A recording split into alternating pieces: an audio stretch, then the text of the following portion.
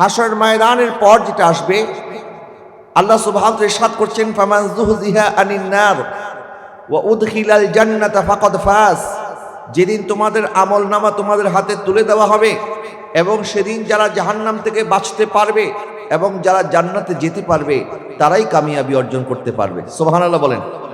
তাহলে আসল কামিয়াবি দুনিয়াতে নয়, আসল কামিয়াবি হচ্ছে জান্নাতে যেতে পারার মধ্যে। যারা জান্নাতে যেতে পারবে তারাই কামিয়াব হবে। আর দুনিয়ার মধ্যে হয়তো আমরা কয়েকদিন কেউ আরামায়েশে থাকি অথবা কেউ কষ্টে থাকি, কেউ বিল্ডিংয়ে থাকি অথবা কেউ কাঁচা ঘরে থাকি। আমরা পৃথিবীর মধ্যে যেখানেই থাকি না কেন, আল্লাহ পাক ইরশাদ করছেন, ওয়ামাল হায়াতুদ দুনিয়া ইল্লা মাতাউল গুরুর। দুনিয়ার জীবন একটা ধোঁকার জায়গা। আমার নবী সাল্লাল্লাহু আলাইহি ওয়াসাল্লাম ইরশাদ করছেন, আদ দুনিয়া ও সিজনুল মুমিন। এই দুনিয়াটা ঈমানদারদের জন্য একটা কারাগার। বলেন, এই দুনিয়াটা ঈমানদারদের জন্য একটা কি কারাগার। আর ওয়াল জান্নাতুল কাফির, আর কাফেরদের জন্য গোটা দুনিয়াটা আল্লাহ জান্নাত বানিয়ে দিয়েছে। তারা দুনিয়াকে জান্নাত মনে করে দুনিয়ার মধ্যে যা খুশি তা করে, আর ঈমানদার যা খুশি তা করতে পারে না। কারাগারের বন্দী যেমন মন যাচাই খাইতে পারে না, মন যাচাই বলতে পারে না, তাকে একটা বিধিনিষেধের মধ্যে সবসময় থাকতে হয়। যার কারণে আমরা মদ খাইতে পারি না, আমরা শুকরের গোশত খাইতে পারি না, আমরা জানা ব্যভিচার করতে পারি না। কেন? কারণ এই দুনিয়াকে আল্লাহ পাক ঈমানদারদের জন্য আল্লাহ পাক এই দুনিয়াকে ঈমানদারদের জন্য একটা কারাগার বানিয়েছেন। আর এই দুনিয়ার কারাগার থেকে যখন আমরা মুক্তি পাবো, যখন আল্লাহ সুবহানাহু ওয়া তাআলার ওয়াদা, আল্লাহ যখন আমাদেরকে জান্নাত দান করবেন, তখন আল্লাহ পাক নিজের হাতে আমাদেরকে সারাবান তহুর পান করাবেন। একটু জোরে বলেন না সুবহানাল্লাহ। নবীজি সাল্লাল্লাহু আলাইহি ওয়াসাল্লাম ইরশাদ করছেন যে জান্নাতের সৌন্দর্য যদি তোমরা জানতে, পৃথিবীর কোন চোখ জান্নাতের সৌন্দর্য কল্পনাও করতে পারবে না। জান্নাত এত সুন্দর, পৃথিবীর কোন হৃদয় জান্নাতকে ধারণও করতে পারবে না। অর্থাৎ কল্পনাতীত এত সুন্দর আল্লাহ পাক জান্নাত বানাইছেন। আর দুনিয়ার মধ্যে সামান্য কয়েকদিনের জন্য যারা দুনিয়ার রাজত্ব, দুনিয়ার টাকা পয়সা, বাড়ি গাড়ি তাদের কারণে আল্লাহকে নারাজ করেন, রসুলকে নারাজ করেন, তারাও দুনিয়াতে বেশি দিন থাকতে পারে না। নমরুদ ছিল মাত্র 400 বছর, তারপরে আল্লাহ পাক তার শাসনকে ধ্বংস করে দিয়েছে। ফেরাউনের রাজত্ব ধ্বংস হয়েছে।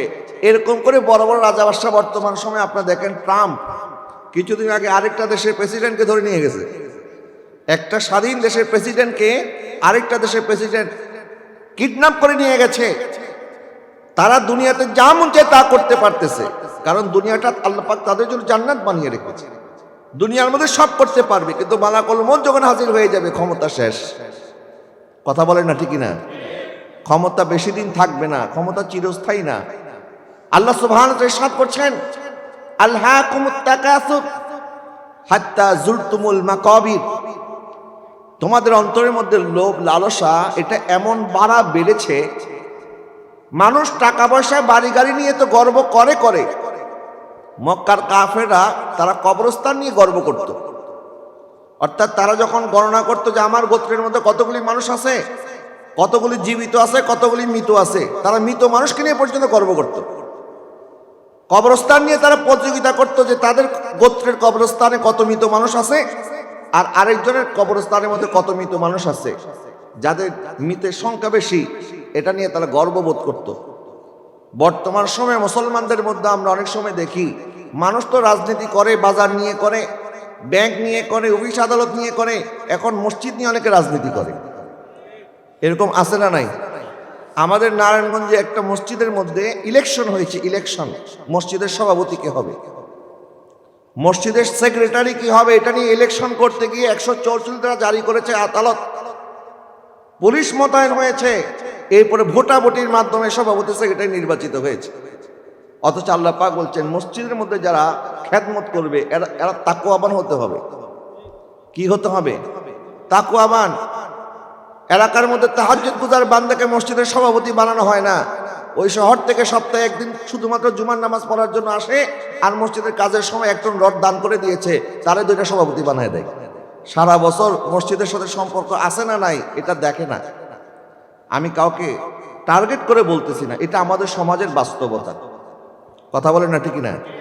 এখন সমাজের মানুষ মূল্যায়ন করে টাকা দেখে। আল্লাহ পাক ইরশাদ করছেন, এই দুনিয়ার মধ্যে আমি আল্লাহ তোমাদেরকে সৃষ্টি করেছি, কাউকে নারী কাউকে পুরুষ বানাইছি। আল্লাহ সুবহানাহু ওয়া তাআলা বিভিন্ন গোত্রে আমাদেরকে বিভক্ত করেছেন কেন? যেন আমাদের এক একটা আলাদা পরিচয় থাকতে পারে, আইডেন্টিটি থাকতে পারে। যে আমি একজন বাংলাদেশি, আমার একটা আইডেন্টিটি আছে, আরেকজন আরবি, আরেকজন আফ্রিকান, আরেকজন আমেরিকান। আল্লাহ পাক এই জন্য আমাদেরকে বিভিন্ন গোত্রে বিভিন্ন দেশে আল্লাহ পাক বিভক্ত করেছেন, বিভিন্ন ভাষা আমাদেরকে আল্লাহ দান করেছেন। এটা মর্যাদার কোনো বিষয় না, বরং মর্যাদার বিষয় হচ্ছে সেটা ইন্নামা আকরামাকুম ইনদাল্লাহি আতকাকুম। আল্লাহ পাক ইরশাদ করছেন, তোমাদের মধ্যে যার অন্তরে তাকওয়া বেশি, আমি আল্লাহর ভয় বেশি, আমার কাছে তার মর্যাদা বেশি। আরেকটু জোরে বলেন না সুবহানাল্লাহ। মর্যাদার মাপকাঠি কি টাকা পয়সা না তাকওয়া? বলে না কি? তাকওয়া। আর আমার নবী সাল্লাল্লাহু আলাইহি ওয়াসাল্লাম বলেছেন, আত্তাকওয়া হাহুনা, আত্তাকওয়া হাহুনা, আত্তাকওয়া হাহুনা। তাকওয়ার নাম পোশাক না, তাকওয়ার নাম দাড়ি না, তাকওয়ার নাম বড় বড় টুপি জুব্বা কাব্বা আব্বা না। তাকওয়া এটা অন্তরে থাকে, এটা আল্লাহ দেখে। সুবহানাল্লাহ বলেন। আল্লাহ আমাদের পোশাক দেখে না, আমাদের বাইর দেখে না, আমার আল্লাহ ভিতর দেখে। মানুষ বাহির থেকে বিচার করে, আর আমার আল্লাহ ভিতর থেকে বিচার করে। সুবহানাল্লাহ বলেন না। আল্লাহ পাক ইরশাদ করছেন, তোমরা দুনিয়ার লোভ লালসাতে এমনভাবে মত্ত হয়ে গেছো, হাত্তা জুরতুমুল মাকাবির, এমনকি তোমরা কবরস্থান পর্যন্ত পৌঁছে গেছো। এটার আরেকটা অর্থ এটা হতে পারে যে আমরা প্রত্যেক দিন মানুষ আমাদের চোখের সামনে মারা যাচ্ছে, আমরা কবরস্থান পর্যন্ত তাদেরকে এগিয়ে দিয়ে আসতেছি। আমরা জুমার দিন কবর জিয়ারত করি, লাইলাতুল বরাতে আমরা কবর জিয়ারত করি, কিন্তু কবরকে আমরা ভয় পাই না, আমরা মৃত্যুকে ভুলে যাই। কিছুদিন আগে আমাদের দেশে একটা ভূমিকম্প হয়েছে না?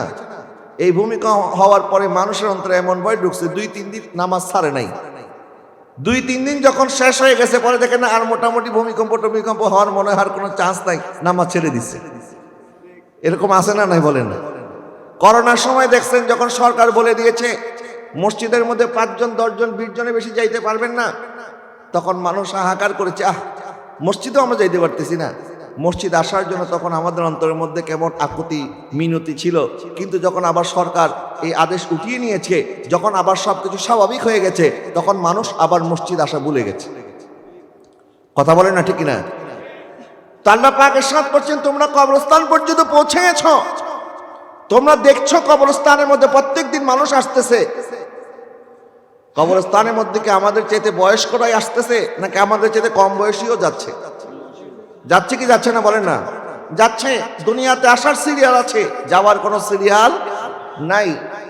কয়েকটা আগে আমি দেখলাম আমাদের একজন সুন্নি ভাই, রাঙ্গুনিয়াতে বাড়ি, আমাদের বিভিন্ন মাহফিলের মাইকিং করত, একদম তরুণ বয়স, গতকালকে বাইক অ্যাক্সিডেন্টে মারা গেছেন। ইন্না লিল্লাহি ওয়া ইন্না ইলাইহি রাজিউন। এরকম চোখের সামনে আমাদের চাইতে অনেক কম বয়সী আল্লাহ নিয়ে যাচ্ছেন। কারণ আমরা দুনিয়াতে হচ্ছি মুসাফির, আমরা এসেছি আল্লাহর আদেশে, আবার আল্লাহর আদেশে আমাদেরকে চলে যেতে হবে। পৃথিবীর মায়া আমাদেরকে আটকে রাখতে পারবে? দুনিয়া সে দিল লাগা কর, ওরে দুনিয়া সে ক্যা মিলেগা, यादे नबी किए जा तुझको खुदा मिलेगा। इस दुनिया से जब जाओगी तू कुछ यार न होगा। 2 गज कफन का टुकड़ा तेरा लिबास होगा। 2 गज कफन का टुकड़ा तेरा लिबास होगा। साला दुनिया रसूल अल्लाह সালামুনিয়া। আল্লাহ সুবহানাহু ওয়া তাআলা আমাদেরকে বলছেন, মূলত কোরআন শরীফের 30 পারার অধিকাংশ সূরাগুলি কবর আখিরাত এই সংক্রান্ত বিভিন্ন আল্লাহ পাক আয়াত নাজিল করেছেন। আর ওই সময় মক্কার কাফেররা আখিরাত বলতে যে একটা জগৎ আছে, এটাকে তারা বিশ্বাসই করতো না।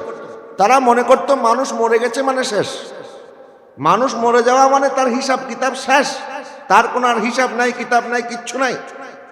একদিন মক্কার কাফের আমার নবীর কাছে কিছু হাড্ডি কবরস্থান থেকে তুলে নিয়ে এসেছে। বলতেছে, মুহাম্মদ সাল্লাল্লাহু আলাইহি ওয়াসাল্লাম, তুমি এমন দাবি করছো যে আল্লাহ সুবহানাহু ওয়া তাআলা এই হাড্ডি থেকে আমাদেরকে আবার পুনর্জীবিত করবে? এটা কিভাবে সম্ভব? এটা তো একটা হয়তো কথাবার্তা বলে আমাদেরকে ভয় দেখাচ্ছ। আল্লাহ সুবহানাহু ওয়া তাআলা আমার নবীকে বললেন, মাহবুব, তারা আপনাকে প্রশ্ন করে, কিন্তু তারা নিজের সৃষ্টির দিকে তাকায় না।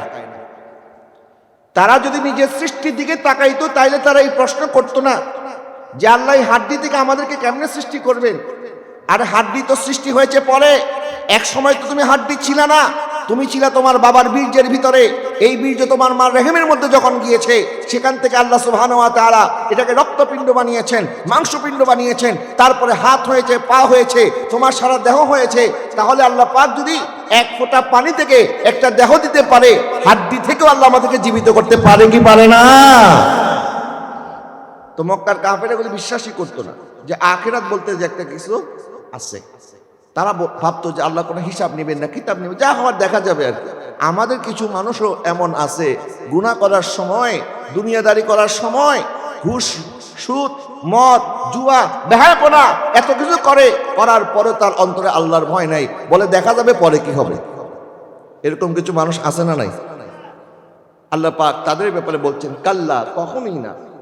মানে যারা স্বপ্ন দেখতেছে যে এখন যা করার করে ফেলি, পরে দেখা যাবে। ইজা বালাগতিত তারাকি, আল্লাহ পাক ইরশাদ করছেন ওয়াকিলা মান রাক, যখন তার রূহটা গলার মধ্যে আটকে যাবে। রূহ গলার মধ্যে আটকে যাওয়া মানে মৃত্যুবরণ নয়। রূহ গলার মধ্যে আটকে গেছে মানে মালাকুল মউত তো হাজির হয়েছে, তার রূহটা গলার মধ্যে আটকে আছে, কিছুক্ষণ পর মালাকুল মউত বের করবে। এই মাঝখানে কিছু সময় আল্লাহ সুবহানাহু ওয়া তাআলা তাকে কিছু নিদর্শন দেখায়, অর্থাৎ সে মালাকুল মউতকে দেখে ফেলে, সে বুঝে ফেলে যে তার মৃত্যু নিশ্চিত। এখান থেকে আর তাকে বের করে আনার বা তাকে দুনিয়াতে বসবাস করার আর কোনো সুযোগ দেওয়া হবে না, এটা সে নিশ্চিত হয়ে যায়। তখন বলা হবে ওয়াজান্না আন্নাহুল ফিরাক ওয়ালতাফাতিস সাকু বিসাক। আল্লাহ পাক ইরশাদ করছেন তখন সে বুঝে গেছে যে তার যাওয়ার সময় হয়ে গেছে। তখন পা দুইটা পায়ের সাথে যখন ধাক্কা খায়, ইলা রব্বিকা ইয়াউমা ইযনিল মাসাক, আর তাকে যখন হাঁকিয়ে হাঁকিয়ে তার রবের দিকে নিয়ে যাওয়া হবে, মানুষ মনে করবে যে এখনো মনে হয় তার ভিতরে প্রাণ আছে। আত্মীয় স্বজন দৌড়ায় বলবে ডাক্তার আপনি আইসিইউতে ঢুকান, ভেন্টিলেশনে ঢুকান, আমার আত্মীয়কে, আমার ভাইকে, আমার বাবাকে তাড়াতাড়ি বাঁচানোর ব্যবস্থা করেন, টাকা নিয়ে চিন্তা করবেন না। মানুষ মনে করছে এখনো বেঁচে আছে, কিন্তু সে বুঝে গেছে তার আর ফেরার কোনো জায়গা নাই। আল্লাহ পাক তাদের কথা বলছেন যারা মনে করতো এক সময় যে আমার তো কিছুই হবে না। আল্লাহ পাক বলছেন আউলা লাকা ফাআউলা সুম্মা আউলা লাকা ফাআউলা আয়াহসাবুল ইনসানু ওয়া ইউতরাকা সুদা। তুমি মনে করেছো যে আমি আল্লাহ মনে হয় তোমাকে সুদা ছেড়ে দেব। রাস্তার মধ্যে কিছু গরু দেখবেন এমনি হাঁটতে থাকে, গলার মধ্যে কোনো শিকল নাই, গলার মধ্যে কোনো বেড়ি নাই, গলার মধ্যে কোনো রশি নাই, সে এমনি হাঁটতে থাকে। অর্থাৎ এগুলি সুদা, এগুলিকে কেউ কোনো মালিক নাই যার কারণে সে এইভাবে হাঁটতেছে। কিন্তু মানুষের মালিক আছে না নাই? আমাদের মালিকের নাম কি? বলেন আমাদের মালিকের নাম কি? আল্লাহ আমাদেরকে সুদা ছাড়বেন না, এমনি ছাড়বেন না। আল্লাহ পাক ইরশাদ করছেন কাল্লা সাউফা তা'লামুন সুম্মা কাল্লা সাউফা তা'লামুন, অচিরেই তোমরা জানতে পারবে। এরপর আল্লাহ আবার বলছেন নিশ্চয় অচিরেই তোমরা জানতে পারবে। অর্থাৎ আল্লাহ পাক যে কবর সম্পর্কে যা বলছেন এটা যে সত্য, এটা যে মিথ্যা নয়, এটা আমরা জানতে পারবো। কখন জানতে পারবো? মালাকুল মউত আসলে। তবে যারা মালাকুল মউত আসার আগে ঈমান এনেছে, সেই মতে আমল করেছে, তারা কামিয়াব হয়েছে। ঈমান শুধুমাত্র জানার নাম নয়, ঈমান মানার নাম। বলেন ঈমান কি জানার নাম না মানার নাম? আমাদের বর্তমান বাংলাদেশের মধ্যে বিভিন্ন মাদ্রাসার মধ্যে এখন কিছু পদ সৃষ্টি করা হয়েছে যেখানে বিধর্মীরাও শিক্ষকতা করতে পারে। নিবন্ধন পরীক্ষা আছে না, নিবন্ধন পরীক্ষা দিয়ে সেখানে হিন্দু বা বিভিন্ন ধর্মের মানুষ তারা যদি ইসলামিক স্টাডিজ ডিপার্টমেন্ট থেকে অনার্স করে, মাস্টার্স করে, তারাও কিন্তু এখন মাদ্রাসায় চাকরি করতে পারে। বা বিভিন্ন কলেজের মধ্যে ইসলামিক স্টাডিজ ডিপার্টমেন্টের সবাই যে আলেম এমন না, সেখানে বিধর্মী টিচারও আছে। এখন বিধর্মী যারা ইসলামিক স্টাডিজ ডিপার্টমেন্টে পড়াশোনা করে, যারা কোরআন সুন্নাহ নিয়ে পড়াশোনা করে, আসলে কি মানার জন্য পড়ে না জানার জন্য পড়ে? বলে না কিসের জন্য? জানার জন্য পড়ে, মানার জন্য পড়ে না। আমরা কি জানার জন্য না মানার জন্য? বলে না জানা না মানা? মানা। এবং শুধুমাত্র জানলে হবে না, মানতে যে হবে। নবীজি সাল্লাল্লাহু আলাইহি ওয়াসাল্লাম ইরশাদ করছেন কিয়ামতের ময়দানে আল্লাহ পাক প্রত্যেক বনি আদমের কাছ থেকে 5টা প্রশ্নের জবাব চাইবেন। এই 5টা প্রশ্নের উত্তর ছাড়া আল্লাহর সামনে থেকে কেউ যাইতে পারবে না। 1 নাম্বার আল্লাহ জিজ্ঞাসা করবেন আন উমরিহি ফিমা আফনাহু, 2 নাম্বার জিজ্ঞাসা করবেন ওয়া আনশাবা বিহি ফিমা আবলাহু। 3 নাম্বার জিজ্ঞাসা করবেন ওয়া মালিহি মিন আইনা আখাযাহু। আর 4 নাম্বার জিজ্ঞাসা করবেন ওয়া ফিমা আনফাকাহু। 5 নাম্বার আল্লাহ জিজ্ঞাসা করবেন তুমি যা জেনেছো সেই মতে আমল করেছো কিনা। তার মানে আপনি যা জেনেছেন, আপনি কি শুধু জানার জন্যই জেনেছেন না মানার জন্য জেনেছেন? এটারও জবাবদিহি আছে না নাই? আর একটু জোরে বলেন না আছে না নাই? আছে।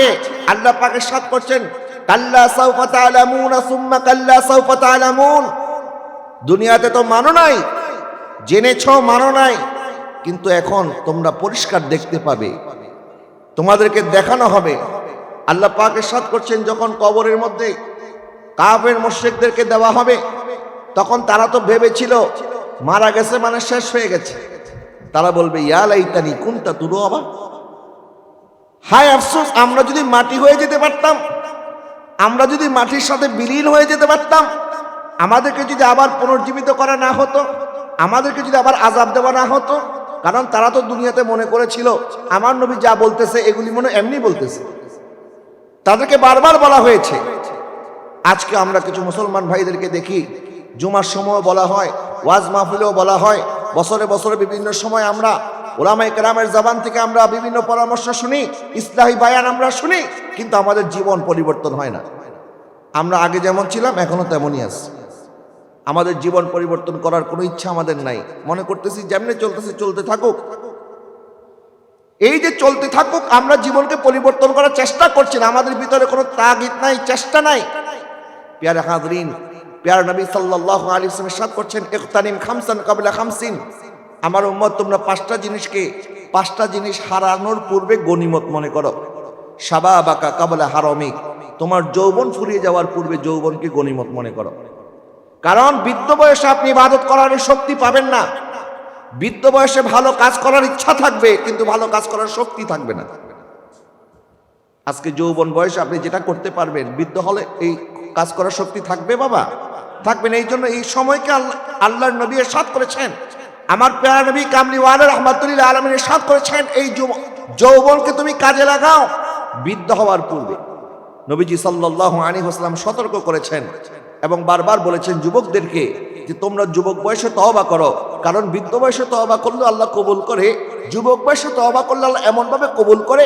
আনা হাবিবুল্লাহ আর শাবুত তাইবু হাবিবুল্লাহ, আমি যেমন আল্লাহর বন্ধু, যেই যুবক বয়সে তওবা করবে ওই যুবক আল্লাহর বন্ধু হয়ে যাবে।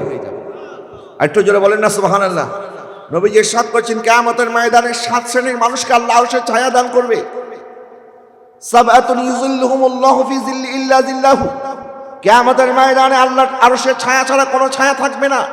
এদের মধ্যে 1 শ্রেণীর মানুষ হবে তারা আশাবুন নাশআ ফি ইবাদাতিল্লাহি, যেই যুবক যৌবন বয়সে আল্লাহর ইবাদতের মধ্যে কাটিয়েছে। আর একটু জোরে বলেন না সুবহানাল্লাহ। ইবাদত শুধুমাত্র নামাজ রোজার নাম ইবাদত না, ইবাদত আরো অনেক ধরনের। নামাজ যেটা আমাদের কম্পালসরি ফরজ, এটা তো পড়তেই হবে, এটা তো ছাড়ার কল্পনাও করা যাবে না। কাজ করবেন তো দূরের কথা, নামাজ ছাড়বেন তো দূরের কথা, নামাজ ছাড়ার কথা মনেও আনা যাবে না।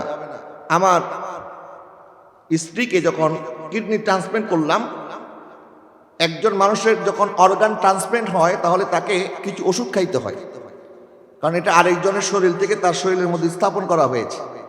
তা আমি ডাক্তারকে জিজ্ঞেস করলাম, ডাক্তার যখন প্রেসক্রিপশন লিখলো যে তাকে কিছু ওষুধ দেওয়া হয়েছে, এই ওষুধ তাকে সারা জীবন খাইতে হবে, যেন এটা আবার ডিনাই না করে, কারণ যেহেতু এটা আরেকজনের শরীর থেকে তার শরীরে স্থাপন করা হয়েছে।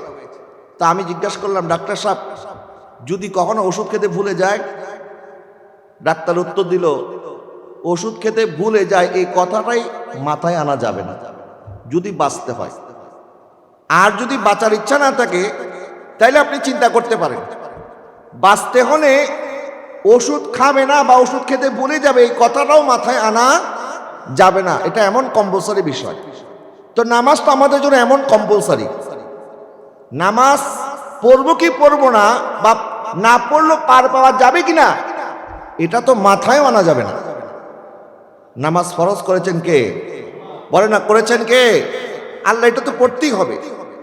মাহে রমাদানের 30 দিন রোজা রাখতেই হবে। আল্লাহ পাক সামর্থ্যবানদের জন্য হজ ফরজ করেছেন, একবার করতেই হবে। আল্লাহ পাক সামর্থ্যবানদের জন্য যাকাত ফরজ করেছেন, এটা দিতেই হবে, এগুলির কোনো বিকল্প নাই। কিন্তু এগুলি ছাড়াও ইবাদত আছে। নবীজি সাল্লাল্লাহু আলাইহি ওয়াসাল্লাম ইরশাদ করছেন, তাবাসসুমুকা ফি ওয়াজহি আখিকা লাকা সাদাকা, তোমার ভাইয়ের সাথে হাসি মুখে কথা বলা এটাও একটা সাদাকা। সুবহানাল্লাহ বলেন। নবীজি ইরশাদ করছেন, লা দারারা সাদাকা, মানুষকে ক্ষতি না করা এটাও একটা সাদাকা। মানুষকে সুন্দর কথা বলা, সুন্দর উপদেশ দেওয়া এটাও একটা সাদাকা। রাস্তা থেকে কষ্টদায়ক বস্তু সরিয়ে দেওয়া, আমার নবী ইরশাদ করেছেন এটা 70 ভাগের 1 ভাগ। সুবহানাল্লাহ বলেন। এটা ঈমানের 70 ভাগের 1 ভাগ। তাহলে আমাদের গোটা জিন্দেগির মধ্যে নেক আমল করার রাস্তা বহু আছে। আপনি একজন পথহারাকে রাস্তা দেখাইয়া দিলেন, একজন এতিমের মাথার মধ্যে হাত বুলাইয়া দিলেন, একজন গরিব আপনার কাছে সাহায্য চাইছে, আপনি বলেন এই দূর এখান থেকে যা, এটা না বলে অন্তত বললেন ভাই আমার কাছে তো নাই, আপনার জন্য আমি দোয়া করতেছি। এতটুকু সান্ত্বনামূলক কথাও যদি আপনি বলেন, ওই গরিব মানুষটা ভিক্ষা পেয়ে যতটা খুশি হতো এই সুন্দর কথা শুনে এর চেয়ে বেশি খুশি হবে। কথা বলেন না ঠিক কিনা? এক ভিক্ষুক রাস্তার মধ্যে ভিক্ষা চাচ্ছে, একটা লোক রাস্তা দিয়ে যাওয়ার সময় ওই ভিক্ষুককে বলতেছে, ভাই আপনি আমাকে ক্ষমা করেন, আসলে আমি আজকে বাসা থেকে আসার সময় মানিব্যাগটা ভুলে রেখে এসেছি। ভিক্ষুক বলতেছে, আল্লাহর কাছে দোয়া করি আপনি যেন প্রত্যেকদিন মানিব্যাগ ভুলে রেখে আসেন। আপনি যেন কি প্রত্যেকদিন মানিব্যাগ ভুলে রেখে আসেন। বলতে আরে এটা আবার কেমন দোয়া করতেছেন? আমি তো মানিব্যাগ আনলে কিছু না কিছু আপনারা দিতাম, আর বলতেছেন মানিব্যাগটা যেন আমি প্রত্যেকদিন ভুলে রেখে আসি। বলে আপনি যে ভুলে রেখে এসে আমাকে এত সুন্দর করে বলতেছেন, এত সুন্দর করে কথা তো কেউ বলে নাই, এই জন্য দোয়া করেছি আল্লাহ সে ভুলে রেখে আসলেও সে যদি আসে আমার সাথে যদি সুন্দর করে কথা বলে এটাই আমার মনটা ভরে যাবে। একটা জোরে বলে না সুবহানাল্লাহ। তো কিছু মানুষ আছে যে আপনার কাছে সাহায্য চায় না, আপনার কাছে হাত বাড়ায় না, সে চায় আপনি তার সাথে একটু সুন্দর করে কথা বলেন।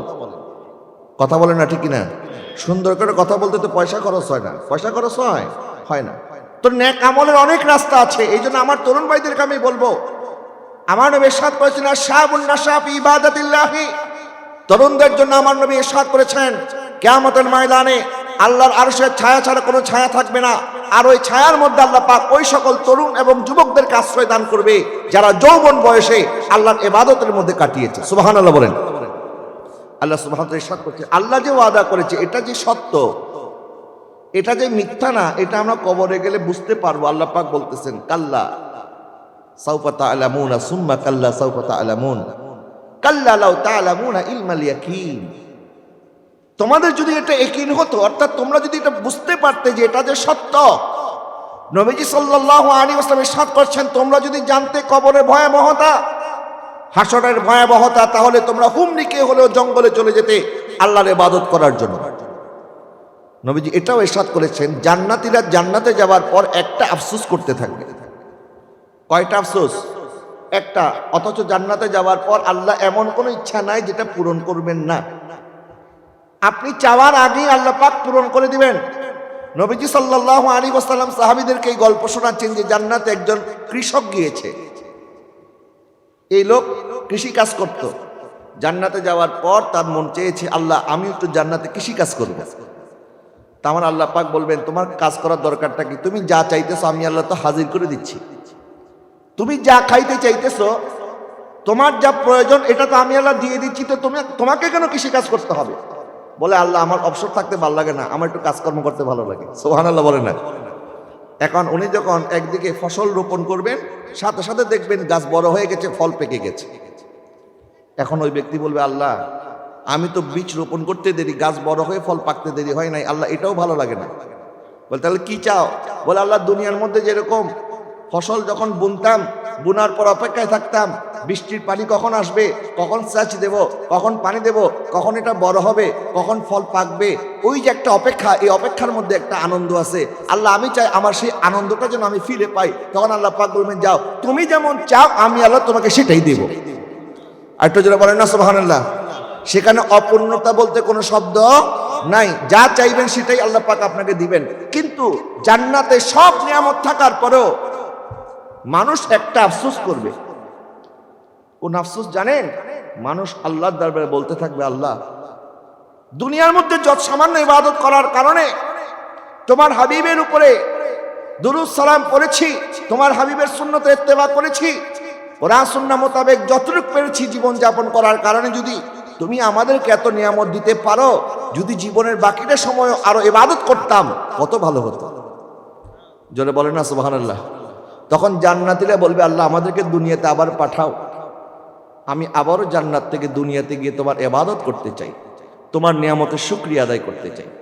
তখন আল্লাহর নিয়ামতের শুকরিয়া আদায় করার জন্য মানুষ আবার দুনিয়াতে আসতে চাবে, আল্লাহর ইবাদত করার জন্য। আমার নবীর প্রত্যেকটা হাদিস সত্য, কথা বলেন না ঠিক কিনা? আমার নবীর কোন হাদিসের মধ্যে কোনো ভুল আছে? ভুল নাই, বরং এক একজন শহীদ যারা শাহাদাত বরণ করেছে এবং আল্লাহ পাক তাদেরকে দিয়ে ওয়াদা করেছে, আল্লাহ সুবহানাহু ওয়া তাআলা শহীদদেরকে সাথে সাথে জান্নাত দান করে দেয়, তাদের কোনো হিসাব নাই, কিতাব নাই, ডাইরেক্ট আল্লাহ পাক যখন তাদেরকে জান্নাত দান করে দেয়, এক একজন শহীদ আল্লাহর দরবারে দোয়া করতে থাকে, আল্লাহ আমাদেরকে দুনিয়াতে একবার নয় আরো 10 বার পাঠাও, আরো 10 বার পাঠাইলে আমি আবারও শাহাদাত বরণ করব, আবারও তোমার জন্য জীবন দেব। সুবহানাল্লাহ বলেন না? আল্লাহ পাক ইরশাদ করছেন, কাল্লা সাওফা তা'লামুনা সুম্মা কাল্লা সাওফা তা'লামুন কাল্লা লাউ তা'লামুনা ইলমাল ইয়াকিন লা তারাউন্নাল জাহিম, এবং সেদিন তোমরা দেখতে পারবে জাহিম মানে জাহান্নাম। যারা জান্নাতে যাবে আল্লাহ পাক তাদেরকেও জাহান্নাম দেখাবে। কিভাবে? কারণ হাশরের ময়দান এবং জান্নাতের মাঝখানে একটা সেতু থাকবে, এই সেতুর নাম হচ্ছে পুলসিরাত। বলেন এইটার নাম কি? পুলসিরাত। আর পুলসিরাতের নিচে থাকবে জাহান্নাম, পুলসিরাত থাকবে জাহান্নামের উপরে। আর এই পুলসিরাত এটা এমন সরু হবে, এত চিকুন হবে, চুলের চাইতে চিকুন, তলোয়ারের চাইতে ধারালো। এবং সেখানে যখন একজন কাফের মুশরিক উঠবে, বেঈমান মুনাফিক উঠতে দেরি হবে, পা পিছলে জাহান্নামে পড়তে দেরি করবে না। তাদের মধ্যে যারা মুত্তাকি পরহেজগার আল্লাহওয়ালা থাকবে, কেউ আছে পাখি যেরকম উড়ে উড়ে চলে যায়, তারা এরকম পাখির মতো উড়ে চলে যাবে। জোরে বলে না সুবহানাল্লাহ। তাদেরকে কোনো কষ্ট স্পর্শ করতে পারবে না। আবার কেউ আছে হামাগুড়ি দিয়ে যাবে। জান্নাতে যাওয়ার আগেও অন্তত আল্লাহ পাক তাকে জাহান্নাম দেখাবেন, এবং তারা জাহান্নাম দেখার পর বুঝতে পারবে যে আল্লাহ সুবহানাহু ওয়া তাআলা তার প্রতি কত দয়া করেছেন। আর যারা জাহান্নামে যাবে তাদেরকে জাহান্নামে পাঠানোর আগে আল্লাহ পাক তাদেরকে জান্নাত দেখাবেন। কেন? তাদের আফসোস বাড়িয়ে দেওয়ার জন্য।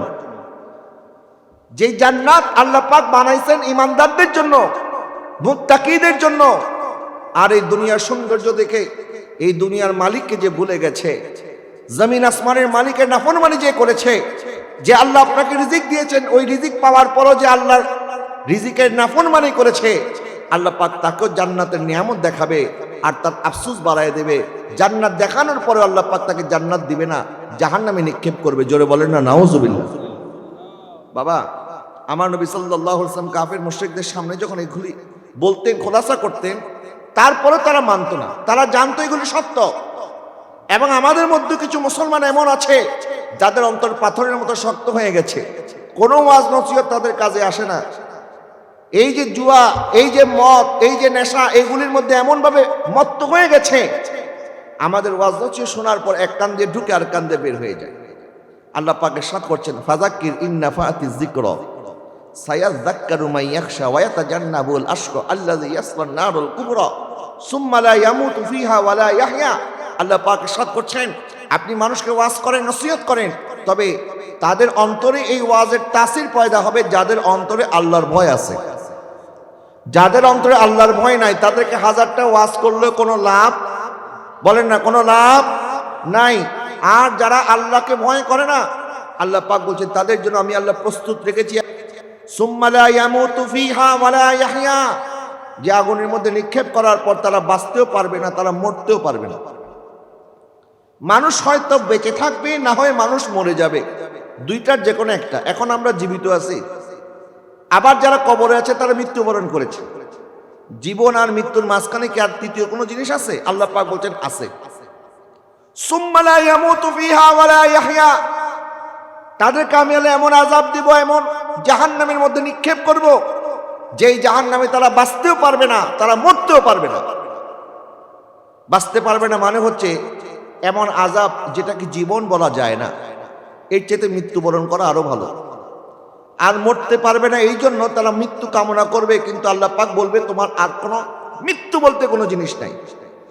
আমরা যখন বেশি অসুস্থ হয়ে যাই, কষ্টে পড়ে যাই, তখন আল্লাহকে অনেক সময় আমরা বলে ফেলি, আল্লাহ এই দুনিয়ার কষ্টের চাইতে মৃত্যু দিয়ে দাও, এটাই ভালো। এরকম অনেকে বলে না যে মৃত্যুবরণ করলেই মনে হয় আমি বেঁচে যাব, কষ্ট থেকে মুক্তি পাবো। আমাদের দেশে প্রত্যেক দিন 40 জন মানুষ গড়ে আত্মহত্যা করে। কয়জন? তো দিনে যদি 40 জন হয়, বছরে প্রায় 12,000। এটা আমার কথা না, এটা একটা সরকারি সংস্থা জরিপ করেছে। কারণ এই মৃতদেহগুলি তো পোস্টমর্টমের জন্য হসপিটালে যায়। এই তথ্য তারা সংগ্রহ করে দেখেছে, বাংলাদেশের মতো একটি মুসলিম প্রধান দেশ, এই মুসলিম প্রধান দেশে প্রত্যেক বছর 12,000 মানুষ আত্মহত্যা করতেছে।